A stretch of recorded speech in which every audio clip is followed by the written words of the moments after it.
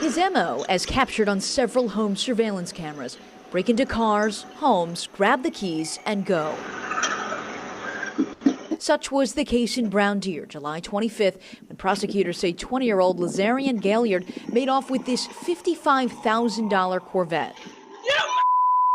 The owners were furious. I rewinded the video camera, and I seen a guy coming up the driveway, and I was like, holy who's this guy?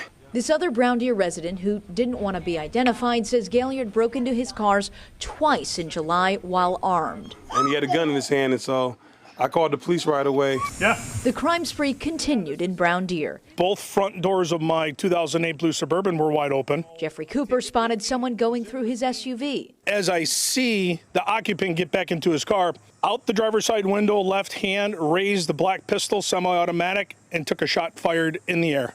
Not at me, but in the air. I immediately came back into the house, dialed 911. They're lucky that I wasn't going to work on a Friday morning. When I am armed, skilled, licensed, it would have been a different situation. He definitely has been a serious problem for us. Milwaukee Police Detective Brendan Dolan says Gaillard was among their most wanted. As this lengthy criminal complaint highlights, he's accused of breaking into homes and stealing cars in several communities across Milwaukee and Waukesha counties. Roughly 15 victims in 2 weeks, striking as early as 5 or 6 a.m. He's been through Milwaukee, Glendale, Brown Deer, Waukesha, you name it. And police say Gaillard was not after the more commonly stolen Kia or Hyundais, but rather Corvettes, Volvos, and a BMW from a heavily secured home on Lake Drive. How many cars would you say he's allegedly linked to stealing? During his Mirandized interview or his interrogation, he admitted to stealing a lot of cars. I don't think he can even count how many he's stolen or been in. Prosecutors charged him with 33 felonies, including armed burglary, driving a vehicle without consent, theft, and recklessly endangering safety.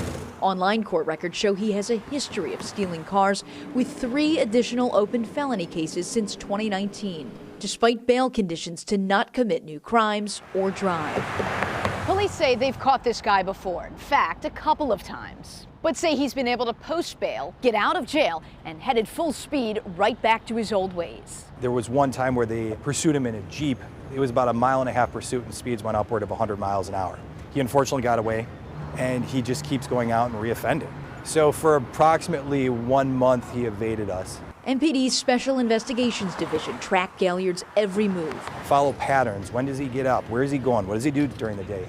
And use those home surveillance videos for critical evidence, like this sweatshirt he was seen wearing in multiple locations. They did an excellent job of locating him and surveilling him and then ultimately arresting him without incident. State of Wisconsin versus Lazarian Gaillard, counts 3, 4, 5, 6, 7, 8, 9, 10, 12, 28, 29. Police say Gaillard denied it was him in the multiple home surveillance videos, and last month, his attorney, a public defender, raised the issue of competency. I do believe that Mr. Gaillard does not understand the charges and the proceedings.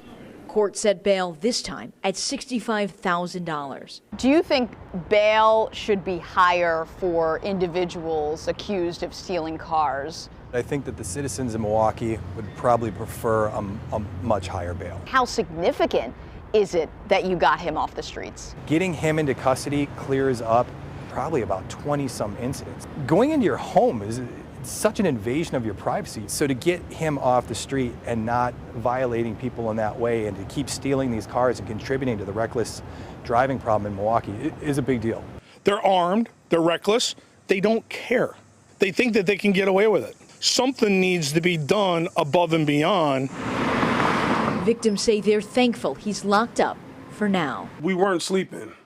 You know, we're looking at the cameras before we go out the house. It's like to take out the garbage, you're looking at the cameras. You could at least, get a little bit of sleep. Hillary Mintz, WISN 12 News.